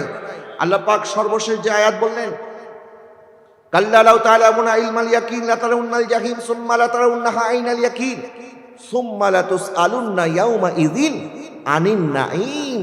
আল্লাহ পাক বলছেন, অতঃপর তোমাদের কাছ থেকে আমি আল্লাহ যত নিয়ামত দিয়েছি, প্রত্যেক নিয়ামত সম্পর্কে আমি আল্লাহ জিজ্ঞাসা করব। আমরা দেখেন রেস্টুরেন্টে খাইতে গিয়ে আসার সময় বেয়ারাকে 10 টাকা টিপস দেই কিনা? দেই। কিন্তু যে আল্লাহ রিজিকটা আমাদেরকে দিয়েছেন, অনেক সময় খাবারের শুরুতে বিসমিল্লাহ পড়তে ভুলে যাই। খাবার শেষ করার পর আলহামদুলিল্লাহ বলতে মনে, এরকম আছে না নাই বলেন? দুপুরের খাবার যদি কখনো 2টা থেকে 3টা হয়ে যায়, খালি করি দেখে, হ্যাঁ 3টা বেজে গেছে, 3টা বেজে গেছে, এখনো খাবার খাই নাই। সবাইকে বলতে থাকে, জানো আজকে আমি 4টে পর্যন্ত না খেয়েছিলাম, তো 4টা বেজে গেছে, তুমি না খেয়ে আছো এটা মানুষকে বলো, কিন্তু যখনই নামাজ কাজা হয়ে গেছে এটা বলো না কেন? খাবারের কথা যেরকম আমরা ঘড়ির দিকে তাকায় তাকায় খেয়াল করি কয়টা বাজতেছে, এখনো খাবার খাইছে কিনা, এখনো বিকালে নাস্তা হয় নাই, এখনো সন্ধ্যার নাস্তা হয় নাই, রাতের খাবার এখনো হয় নাই, এটা যেমন আমরা বারবার মনে করি, তো যে আল্লাহ আমাদেরকে রিজিক দিয়েছেন সে আল্লাহর জন্য মসজিদে এসে নামাজ পড়ার দরকার আছে না নাই? ইবাদত করার দরকার আছে না নাই? আল্লাহর নিয়ামতের শুকরিয়া আদায় করার দরকার আছে না নাই? এই জন্য আল্লাহ পাক বলেছেন, লা ইন শাকারতুম লা আযীদান্নাকুম, যে আমার নিয়ামতের শুকরিয়া আদায় করবে, আমি আল্লাহ তার জন্য নিয়ামত বহুগুণে বাড়িয়ে দেব। সুবহানাল্লাহ বলেন। এই জন্য আমি আপনাদের খেদমতে আরজ করছি, আল্লাহ পাক আমাদেরকে এত নিয়ামত দিয়েছেন। আজকে এই মাহফিলের মাধ্যমে আমাদের উদ্দেশ্য একটাই, মাকসাদ একটাই, আল্লাহ আমার ভাইরা এত কষ্ট করে এলাকার সকল মানুষের চাঁদাকে একত্রিত করে, মা বোনদের চাঁদাগুলিকে একত্রিত করে, প্রবাসী ভাইদের দান সদকাকে একত্রিত করে, আল্লাহ আমরা তোমার নিয়ামত তুমি আমাদেরকে যা দিয়েছো, আমাদের উদ্দেশ্য একটাই, আল্লাহ তোমার নিয়ামতের শুকরিয়া আদায় করা। আজকে যেরকম করে আমরা আল্লাহর নিয়ামতের শুকরিয়া আদায় করেছি, গোটা জীবনভর আল্লাহর নিয়ামতের শুকরিয়া আদায় করার দরকার আছে না নাই? আল্লাহর নিয়ামতের কখনো নাফরমান হওয়া যাবে। এই জন্য নিয়ামতের শুকরিয়া আদায় করতে হবে নামাজের মাধ্যমে, জিকিরের মাধ্যমে, ইবাদতের মাধ্যমে। নফল ইবাদত বন্দেগী যত করবেন আমার আল্লাহ আপনাকে বেশি পছন্দ করবে। নবীজি সাল্লাল্লাহু আলাইহি ওয়াসাল্লাম ইরশাদ করছেন, যখন আল্লাহ পাক বলেছেন, আল্লাহ পাক হাদিসে কুদসির মধ্যে ইরশাদ করেছেন, বান্দা যখন নফল ইবাদত করে, নফল ইবাদত করতে করতে সে আমার এত কাছাকাছি হয়ে যায়, আমি আল্লাহ তার মুখ হয়ে যাই, আমি আল্লাহ তার হাত হয়ে যাই, আমি আল্লাহ তার পা হয়ে যাই। সুবহানাল্লাহ বলেন। তা আল্লাহ পাক আমাদেরকে যে নিয়ামত দিয়েছেন, আমরা ওই নিয়ামত থেকে আল্লাহর দরবারে নিয়ামতের শুকরিয়া আদায় করে সাধ্যমতো খরচ করব। এবং এই মসজিদ প্রায় নির্মাণ সম্পূর্ণ হয়ে গেছে, কিছু কাজ মনে এখনো বাকি আছে। এবং এটা মাদ্রাসা না মসজিদ? এটা মাদ্রাসা না? মাশাআল্লাহ। কোন পর্যন্ত আছে এখানে? ফোরকানিয়া মাদ্রাসা, মক্তব, মাশাআল্লাহ। তো অল্প কিছু কাজ বাকি আছে, আপনাদের সবার সহযোগিতায় এই মাদ্রাসার কাজটা তাড়াতাড়ি সম্পূর্ণ হোক। আপনারা সবাই চান কি চান না? এটা আওয়াজ দিয়ে বলতে হবে, চান কি চান না? মাদ্রাসার দরকার আছে না নাই? আজকে দেখেন আমাদের বাচ্চাদেরকে দিন শেখানোর জন্য আমরা কোথায় পাঠাবো? এই মাদ্রাসায় পাঠাইতে হবে। এবং তার বুনিয়াদী শিক্ষাটা যদি সঠিক না হয়, তাকে ছোটবেলা থেকে তার ঈমান আকীদাকে যদি মজবুত করা না হয়, সে তো আর সবসময় আপনাদের এই চন্দনাশে থাকবে না, তাকে উত্তরবঙ্গে যেতে হবে কাজ করতে। এখন তার আকীদা ফাউন্ডেশন যদি মজবুত না হয়, তাহলে সেখানে গিয়ে বদ আকীদার খপ্পরে পড়ে সে তো বদ আকীদা গ্রহণ করে ফেলতে পারে। এই জন্য ছোটবেলা থেকে তাদেরকে শিখাইতে হবে। শুধু বাংলাদেশ কেন, বাংলাদেশের বাইরেও আমাদের দেশের প্রবাসী ভাইরা বিদেশে আছে না, অনেকে যখন ইউরোপ আমেরিকায় যায়, ইউরোপ আমেরিকায় যারা থাকে, বিশেষ করে ইউরোপের বিভিন্ন দেশে, সেখানে তো মসজিদও নাই। আমরা সবাই দাঁড়িয়ে নবীজিকে সালাম জানাই, ইয়া নবী সালাম আলাইকা ইয়া রাসূল সালাম আলাইকা ইয়া হাবিব সালাম আলাইকা সাল্লাল্লাহু হাবিবি সাইয়্যিদি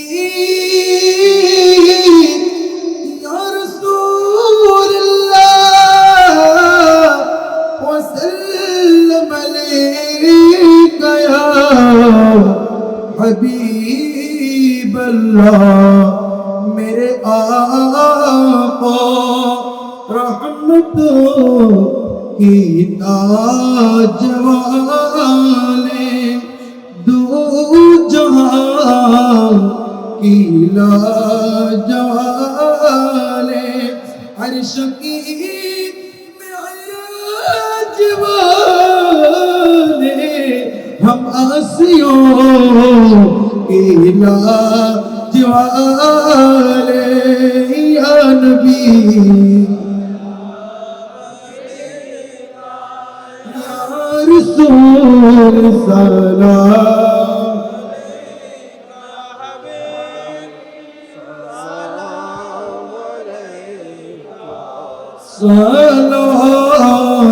सलावतुल्लाह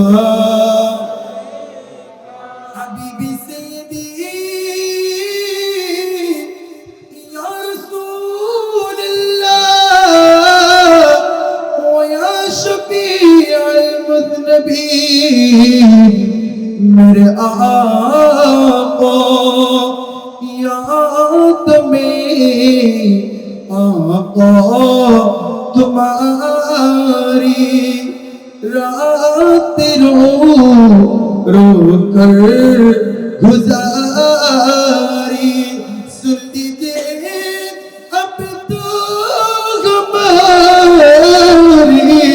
कहोगे हम सब भिखारी या नबी सलाम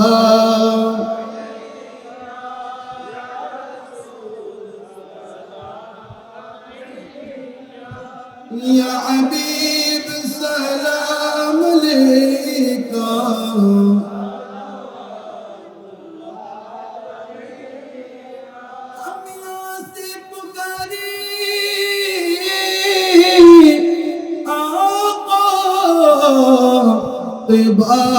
से सुने मुस्तफा की समाअत पहला कौन सा मुस्तफा जाने रहमत पहला कौन सा शम्मे बज में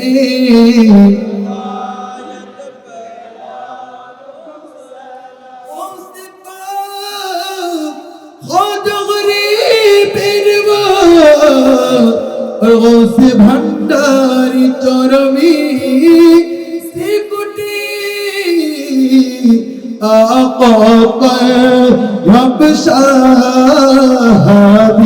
याने दीना मिल्लत पहला तो सलाम मुस्तफा जाने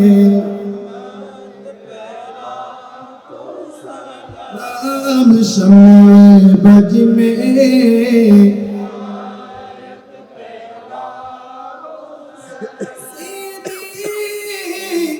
मुर्शिदी आका طاهر صابر قاسم شغافينوتے قادریت تیرا دو سلام مصطفیٰ جانی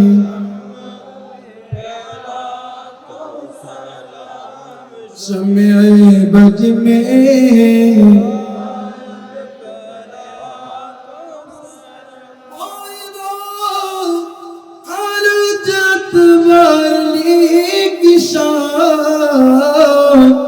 जिस को सुन्नी बनाते गए या मेरा गलती कल्बों में अज़मा दे मुस्तफा सैयदी आला हज़रत पहला सलाम मुस्तफा जाने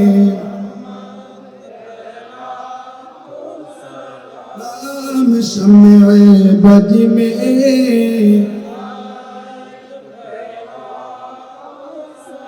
मैं तो बीमार और अल्लामा गाज़ी शेर बंगला कुतुबुल औलिया अल्लामा सैयद अहमद उल्ला शाह सुल्तानुल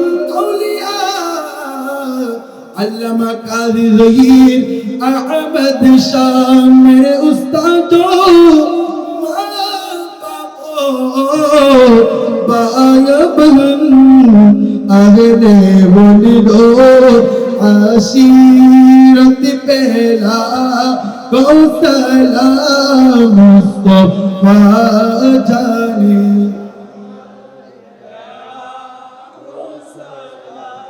शम्मे बज में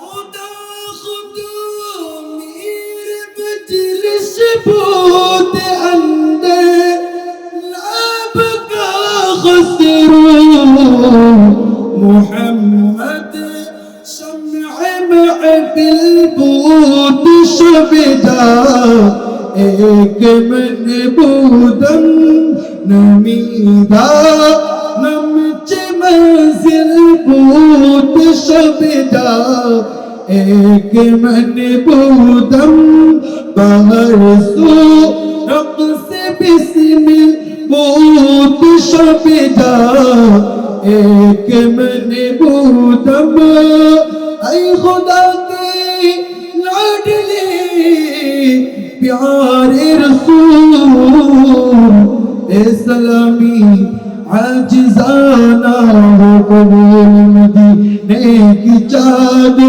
हजारों सलाम मदीने की चाँद लाखों सलाम मदीने की चाँद करोड़ों सलाम मदीने की चाँद बेहुद सलाम मरगल हुदा तुम्हारी शब्द जाब तुम्हारी हसनत जमीअ सारी सल्लु अलैहि व आलिहि अल्लाहुम्मा सल्ली व सल्लिम व बारिक अलैहि আমি প্রত্যেকের প্রতি অনুরোধ করব আল্লাহুম্মা আমিন আল্লাহুম্মা আমিন আল্লাহুম্মা আমিন আল্লাহুম্মা আমিন ইয়া রাব্বাল আলামিন ربنا ظلمنا أنفسنا وإن لم تغفر لنا وترحمنا لنكونن من الخاسرين ربنا آتنا في الدنيا حسنة وفي الآخرة حسنة وقنا عذاب النار গুনার বোঝা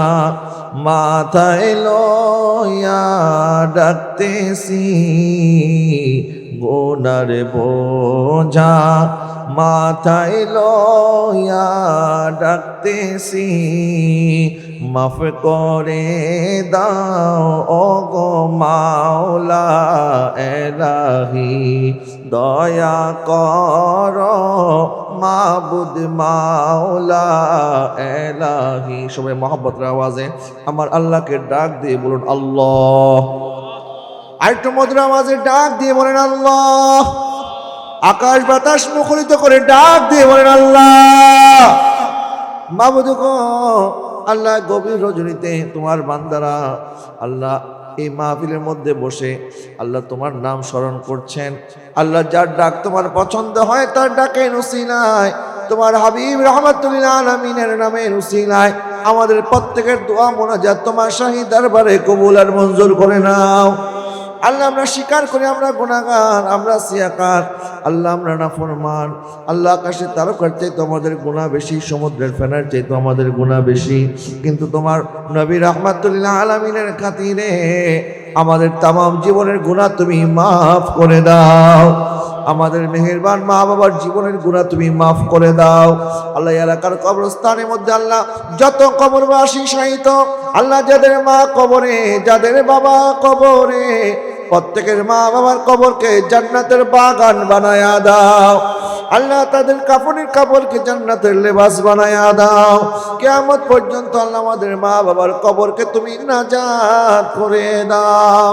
রব্বির হামহুমা কামা রব্বায়ানি সগীরা।